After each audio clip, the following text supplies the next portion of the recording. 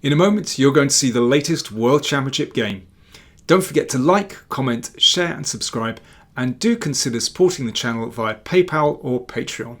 You'll find the links in the video description. I'm going to take you through Game 7 of the World Chess Championship. In Game 6, the world champion Magnus Carlsen made the big breakthrough. He won. So he's 1 up in the match. So the question was, could Nepo hit back in the next game? It's going to be tough. The players finished Game 6 at midnight in Dubai. They then had the press conference, then had to go back to the hotel and find something to eat, and then try to get to sleep, prepare for the next game, and here we are, Game 7. Let's see what happened. So the challenger, Nepomniachtchi, with the white pieces, and it's an exact repeat of the line that they played in Game 5. So it's a Spanish. This is a very well-trodden path that they're going down, the absolute main line of the Spanish. Castle's kingside for black. And basically that means that black is ready to play the so-called Marshall Gambit after this pawn move c3, and this is the famous Marshall Gambit. But instead of that, Nepo played the so-called, or one of the many anti-Marshall variations. So this disturbs this pawn on b5, and black has to decide how to deal with this threat to take. And Carlsen repeated this line from Game 5. Now, I find this a slightly odd continuation because it cedes control of this A file, gives white's rook the possibility perhaps later on to invade somewhere on the rook's file. Now all these squares are covered at the moment, but one never knows. It's an unusual variation, but so far Carlsen is proving that it is quite playable for black. So pawn to h3. This is a kind of preemptive move. Pawn to d6, so all the same as Game 5. And in Game 5, Nepo played pawn to c3. And, well, it was quite an interesting game. He got some advantage. In this game, he played pawn to d3. So much calmer, just content with this strong pawn chain. Pawn to h6 from Carlsen. This can be a useful move. And now knight c3. So instead of putting that pawn on c3, the knight comes here and is looking to hop into d5. So if, for example, bishop e6, that's the move you want to play to neutralize this bishop, then the knight comes in, and that's a little bit annoying for black. So Carlsen played rook e8. So now we can see how this is a useful move, this h6 move, because white doesn't have this move knight g5 available to attack that pawn here. And Nepo continued with his strategy, knight d5. And if this is exchanged off, then this is a little bit uncomfortable for black. This bishop looks very nice. Possibility to play here, maybe d4. White definitely has a little something in that position. But after knight d5, Carlsen thought for about 5 minutes and played bishop to f8.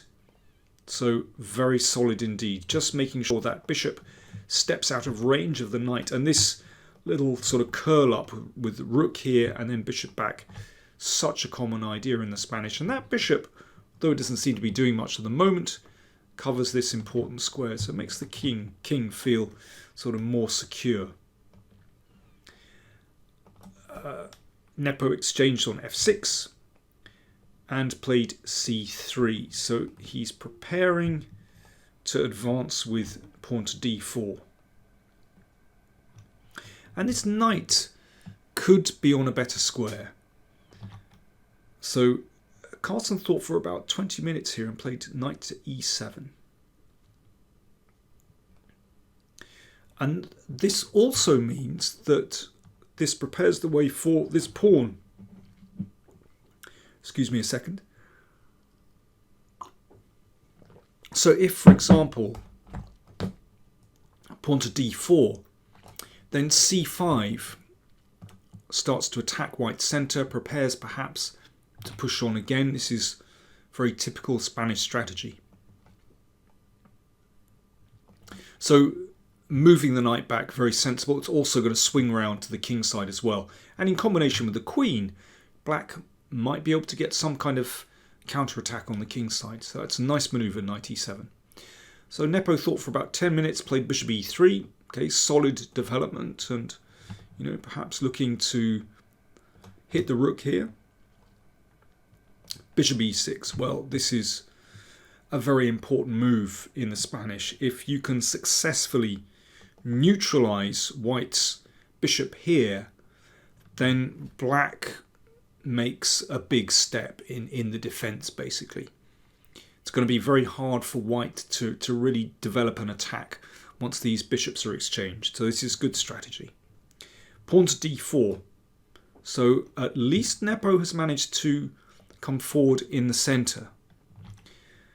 And I was perhaps anticipating pawn to c6 just to stop this pawn advancing. But Magnus thought for about 9 minutes here and came up with this move. A little bit surprising. Normally you don't want to give up your pawn centre.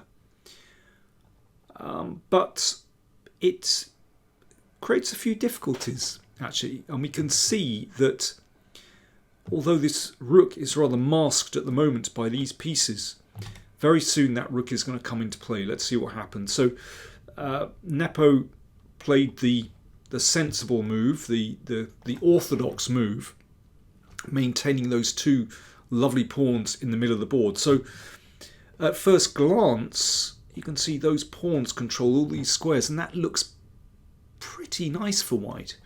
But let's see what Carlsen has in mind. So he exchanged bishops and then played the knight to g6. So this rook, which was blocked in behind those pieces, has now a threat to take that pawn on e4. And now there's counterplay. And in combination with the queen and knight, actually looks as though, well, white has to be a little bit careful here. I mean, certainly this bishop doesn't want to have to drop back in order to protect that pawn. That doesn't look nice. So here, well, a big think from Nepo. Almost 18 minutes.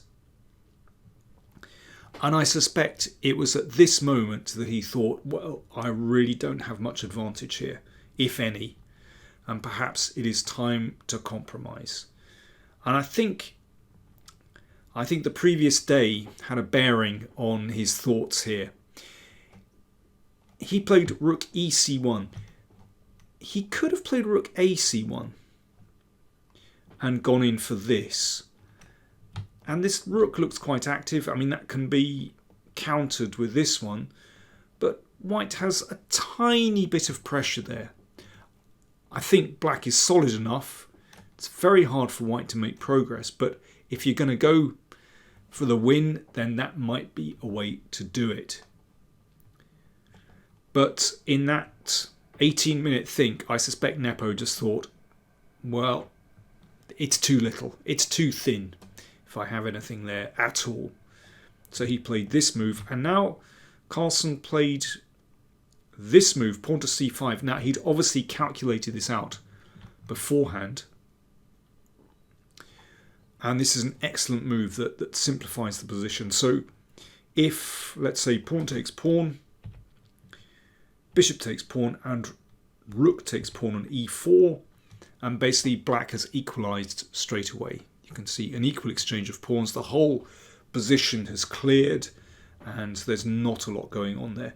Incidentally, that's why playing the other rook, leaving the rook on e1, actually would deter that pawn break c5, because the rook on e1 would have covered the pawn on e4. So c5, an excellent move from Carlsen, and he even threatens to perhaps gain the initiative with this move. So Nepo played pawn to e5. Now, well, he's trying to stir up a bit of trouble. You know, if pawn takes pawn, then pawn takes c5. That might be an interesting passed pawn there. But Carlsen had obviously anticipated this move e5, and he played queen to f5, played it fairly quickly. Good move, so sharply played by Carlsen and well played. And if pawn takes pawn here, then black actually gets the initiative. This pawn is going to be recovered, and black will stand well with those dangerous pawns on the queen side. So that's why pawn takes pawn here was played by Nepo. And again, this just simplifies the position. So Carlsen exchanged the bishops, then he recaptured the pawn on e5. Well, you can see the whole central position has just cleared after these exchanges. So it's almost symmetrical pawn structure. Neither side has anything to play for here, particularly with just major pieces on the board with queens and rooks. Nothing to do. And here, well, it was quite clear that they were just going through the motions, playing down to a draw, and now it's even more drawn with 3v3 on the king side. And there's this rule they have in these World Championship games. The players are not allowed to agree a draw before move 40. So what the players did was they just played the moves out. We're on move 37 now. You can see nothing much is going on here. And they didn't even go for a repetition of moves.